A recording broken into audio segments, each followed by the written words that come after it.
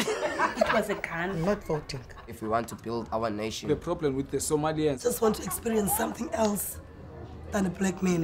Move on, move Be forward. like a horse with blinkers on. Honestly say, I was about to have Corrupt sex and then I pulled crap, up. but it's nice. My own experience is that it's not so easy to meet Cape Townians. Really?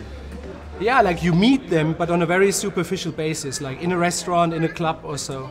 But like to really like to build up friendships is not so easy. I don't know. It seemed like people were very much inviting and welcoming into circles.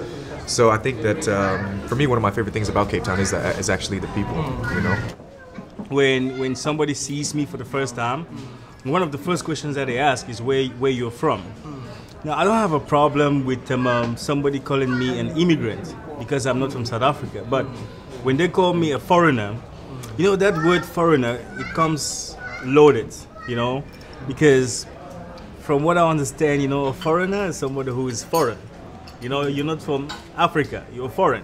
But I am from Africa and I am in Africa. And I am termed as a foreigner.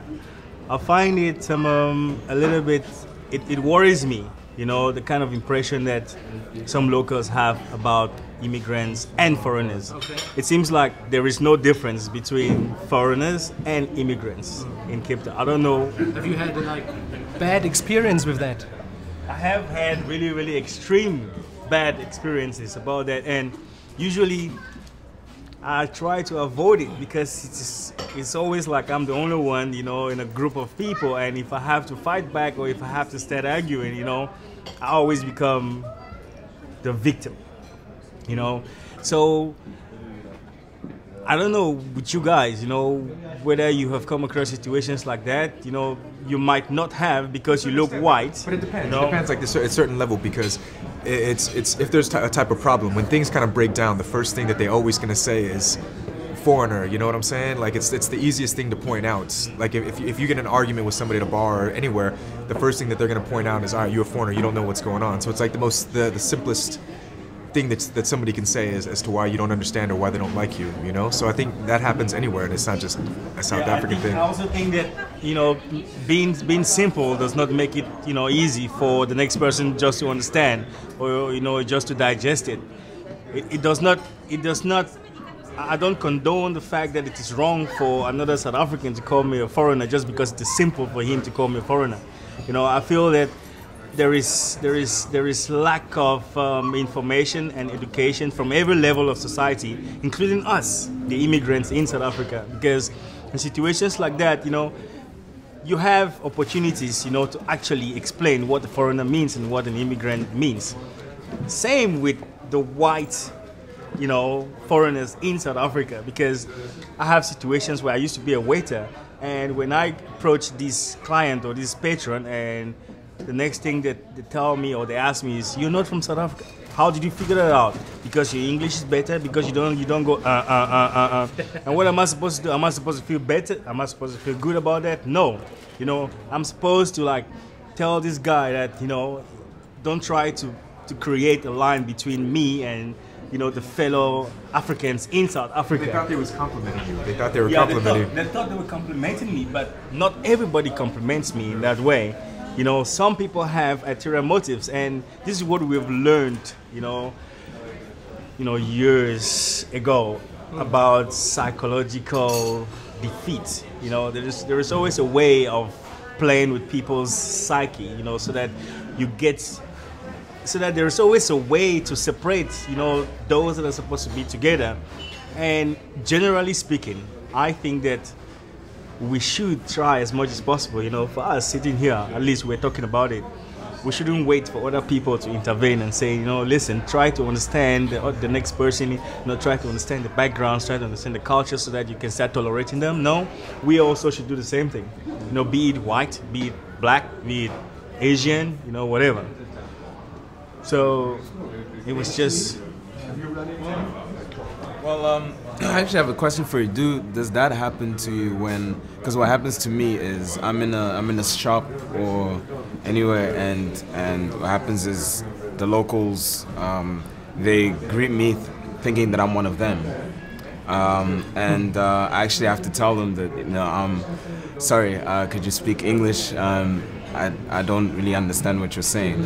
And that happens to me. I can tell you every day that I go out to buy something at Woolworths or something at, you know, at the mall or anything. And the first question that, you know, I get is, you know, after I say, no, please, can you speak English, because I don't understand what it is that you're saying. And you know, they ask me, where are you from? And I say, I'm from Mozambique. Wow, your English is so good. And no, but I tell them that, okay, I'm from Mozambique, but I grew up, you know, in the UK. I had my primary school all the way up to a bit of high school. I grew up there. They're like, oh, okay, because, you know, you speak so good English, different than what we used to hearing, you know. Then I would hear that, but what are you used to hearing from who? You know, from the locals, But then I'm like, no, but I have friends that are even South Africans that speak very well good English, even better than me, you know. But you know, sir, we don't really, you know, I haven't met anyone that really speaks as good as English than what I'm hearing from you. You know, I do find that sometimes from I don't see any importance, you know, placing emphasis on whether you can speak good English or not, and I don't really see how I can't really, you know, be dwelling on the subject of speaking good English or not, because first of all, English is not my first language. English is not the locals', you know, first language. So for somebody to compliment me and tell me that I speak good English, it doesn't make any difference to me. You know, it's not like something I should be proud about. You know, I speak English because I want to express myself, you know. So if I'm going to identify myself as a person because I speak good English, you know, it doesn't make sense, you know, to me. So what I'm saying is that obviously, you know, there is a level of society where people understand and they tolerate people no matter your background, you know. And then you have that level of society where people have this rigid mentality or understanding of where people come from. Your own, you know, environment probably tolerates you, you know, better than my own environment. And I can only speak from my own personal experiences, you know, what occur and what happens, you know, when I am in the midst of these people. And this is the way I deal with it, you know. It's either I identify somebody that I can speak to, you know, that will listen to me, or I walk away, you know. And in your own situation, I cannot tell you how to deal with it, but May last year, you know, lots of brothers were affected, you know, and even though some of us, or some of those immigrants that live in the affluent areas were not affected, we were all somehow psychologically affected. And not because you live in such an area that I have to sit back and just watch, you know, the other people, you know, go through such an ordeal. I have to do something. Not because the people around me tolerate me, but because I understand that there's somebody down there who is also an immigrant like me, and they are struggling to make these people understand that, listen, you know, we need to interact so that you get to understand me better, so that I'm not treated the way I am treated right now. And for somebody in my position, you know, I have to do something. You know, I'm not just going to sit and say, well, I'm not affected, you know, because the people around me tolerate me, and life goes on. You see what I mean? You know, it's weird because I mean, I never had to go through most of the stuff that your foreigners or immigrants have to go through.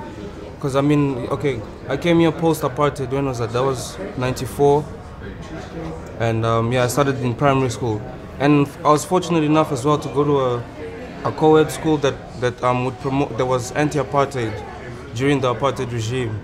So that they promoted interracial schools, and in matter of fact, they actually had an underground school at the beginning because it wasn't allowed. It would be illegal to have white kids and black kids studying together. So okay, I was fortunate in that aspect. Like, I never really had to go through because kids don't see color, I think. I don't know, man. No, I don't. I think they do. I disagree. Well, the ones that I was.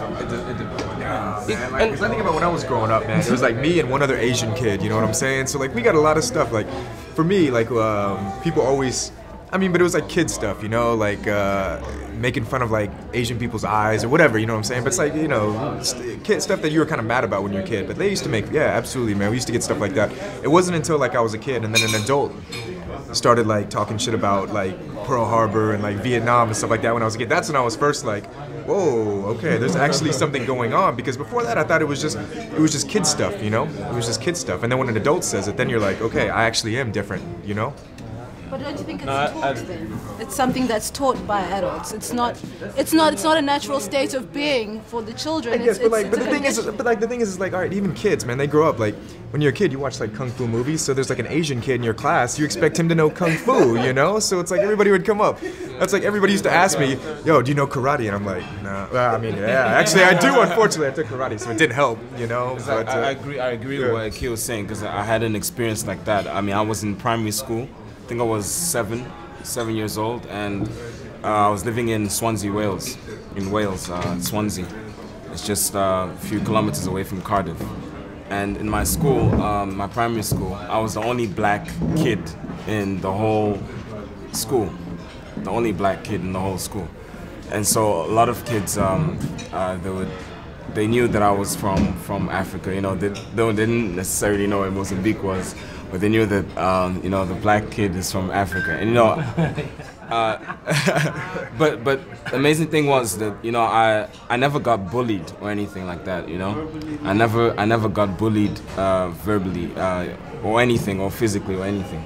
Everyone was very friendly, and you know, they all wanted to know like about where I came from, and it was really interesting for them that in terms of that. Was it like a progressive community? They never was it a liberal community? They never separated me from anything. They always involved me in everything. Like I was, you know, like there's nothing different. They didn't see nothing different with my color or anything at all. Because for me, man.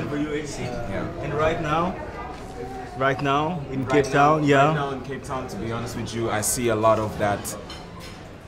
Even just looking at people's eyes when I look at them, and when I go out to whatever, a club or to a supermarket or anywhere, I can see it in some people's eyes that, you know, there's still that, hey, you know, you're black, I'm white, you're colored, you're Asian, you know, and for me, the way I grew up and the way my parents taught me, they taught me that there's no difference between anyone. Everyone is the same. Like, there shouldn't be a difference, but I can't see that. And even when I talk to some people, you know, and I can actually hear that from the way they're talking to me as well. I experienced that there's a kind of like a barrier or something that is not putting me on their side or putting them on my side. I don't know if you understand, like, there's always a little barrier or something. They're not including barrier, you think? Is it a temporary barrier, or is it something like if you get to know them more, I think then it's going to come down? Yeah, like just I think a front at the beginning. I think it is a front at the beginning for some people, and for some people it isn't. Okay. I think you go first. I just feel like immigrants, you know, not foreigners, immigrants in South Africa and its diaspora have not been given enough audience. There is no platform for immigrants to actually, you know, voice their views, you know, and say that, you know, this is what we are fighting against. Can somebody come in and do something about it? And it makes things very, very difficult, you know, for immigrants, because we are all from different backgrounds. We have the Nigerians, Cameroonians, Congolese, and we cannot come together, because even if we do come together, who is going to listen to us? You know, and after that incident in May last year, you know, there were talks about, you know, creating some kind of a platform where immigrants in Cape Town, you know, can start speaking out and voicing their views, you know, telling somebody who this person is, I don't know, how we can address this situation instead of sending people back home. Actually, my dream is to create an empire where we actually help in terms of talent, whether you're doing art, whether you're doing music, whether you're doing film, anything, that you can come to us and ask us for that help. We don't want to be guys who are part of an elite, you know, or untouchables. No, we still want to have people coming in, talking to people, and seeing where we can help them. You know, like you have these Hollywood recognized producers. OJ or Kepne Ojang is gonna be one of those names also one day. Mine is to be part of the team that like helped reconstruct Mozambique from what it is now, you know. Especially after, well, or the post floods team, yeah, let's put it that way. Because ever since the floods, it's been like Mozambique has been crawling. Like it would take 5 steps forward and like 8 back. So it seems, you know. So like I want to be part of that team that like helps it just progressively go, steadily go forward, you know. No, actually, I'm very happy here in South Africa, and at the moment it's still like a startup phase. It's just my 3rd year here in South Africa, and I would like to spend a lot of more years in South Africa. That's really a dream because I really love it here. People talk about retirement. I don't want to have to retire. I want to enjoy, wake up every day, enjoy what I'm doing so that I can keep doing it as long as I want, you know? It's like I don't want to wake up and hate going to work or facing life or whatever. I just want to be happy with looking forward to the day. My dream is to leave a positive legacy, to know that I've lived a life worth living, and that I've realized every single dream that I've ever had for this particular life.